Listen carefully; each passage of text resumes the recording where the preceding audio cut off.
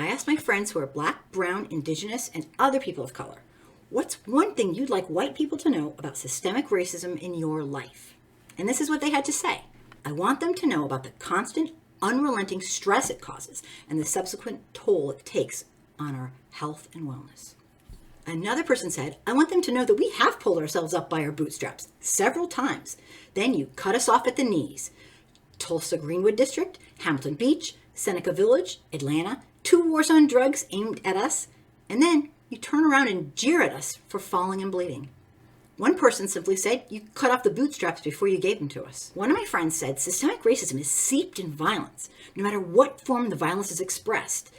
Be it physical, emotional, psychological, or any other way, it is violent, and it has consequences on both the ones it's directed at and the perpetrator. Such violence is destructive in every aspect and has to be extracted at its very roots. One person wanted white people to know that World War II veterans could not use the GI Bill to purchase a home like the white World War II veterans could. She went on to say, my Black World War II veteran dad had to have his white lawyer co-sign his mortgage in 1963. One person said, I'd like white people to handle their anxiety and lack of impulse control. Stop acting out in ways that negatively impact and harm us. Another person said they want white America to know that when they discount it, they're telling us that our real life experiences are not valid and we don't know how to interpret our own lives. Another said, systemic racism is simply a very slow death by 1,000 little cuts. One friend said, systemic racism crosses all socioeconomic circumstances, rich, poor, middle class, educated, celebrity, none of that insulates you from racism. One person said, embrace your fears, you're not being replaced. Another friend put it so eloquently, it exists. One person said that I should tell white folks, the way you felt the night of November 3rd, 2016, is the way we feel every single day. One said, it's not always about a cop killing an unarmed Black person. Sometimes it's a hiring manager tossing a record into the trash because a name sounded too ethnic. One friend wanted me to tell white folks that regarding systemic racism, they are the only ones that can make it stop. One friend wanted white America to know that it harms them too. They said, take the pandemic, for example. At first, we were all working together, but the day after the media reported it was primarily people of color and the elderly who were dying, things changed.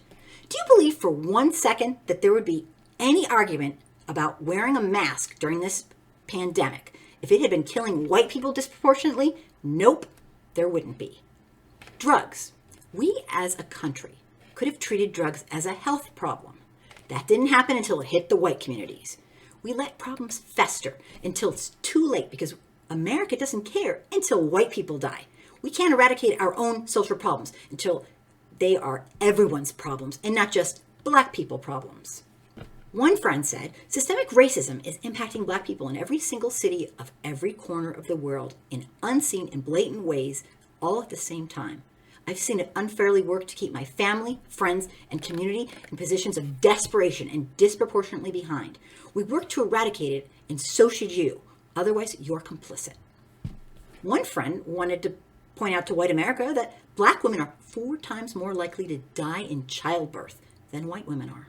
One friend said, I've been pulled over 4 times in 1 year just to get a ticket once. The other times, they just wanted to ask me if I had any warrants. I didn't even know you could get warrants for traffic violations. I thought it was just for criminal court. She also went on to say, I get fired when people complain about me. They don't get fired when I complain about them. My complaints are ignored. One person wanted white Americans to know that since the War of Independence, Black folks fought in every war or police action that this country has implemented. Yet, we are still treated as second-class citizens. Then, the clueless like to conflate a peaceful protest with being unpatriotic. So think of the 4th of July, celebrating the independence and freedom of this country. Now understand that in July 1776, all Americans were not free. In fact, it would be almost a century later until emancipation. One said, stop telling us that every cop isn't bad and start acknowledging that every Black man is not a threat. One wants white America to know privilege has nothing to do with how much money you make or your bank account. One person said, let white America know that Everything we black folks have ever had, we've had to fight for. It was not given to us. The right to vote, to attend school, to eat in public, acquire bank loans, live in a certain neighborhood, etc. And one person said, they want white America to know every single thing this beautiful man says.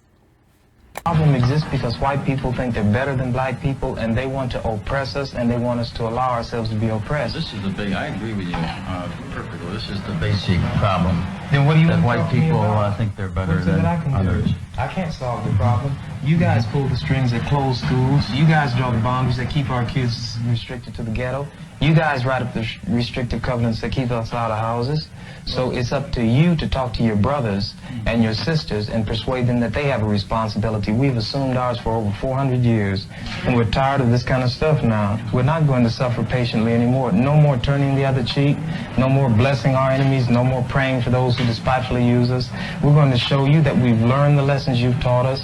We've studied your history, and you did not take over this country by singing "We Shall Overcome." You did not gain control of the world like you have it now by dealing fairly with a man and keeping your word.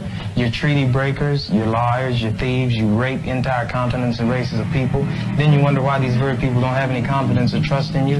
Your religion means nothing. Your law is a farce, and we see it every day. You demonstrated it in Alabama. And I can say you because you're part of the whole system. You profit from it. In fact, you make your living from it. You couldn't walk around and talk to people, stand up in your pulpit on Sunday and preach nice little songs and say, now we're going to give thanks to the Lord for he is good and oh Jesus be among us. As far as we're concerned, your Jesus is contaminated, just like everything else you tried to force upon us is contaminated. Well, so you can have him,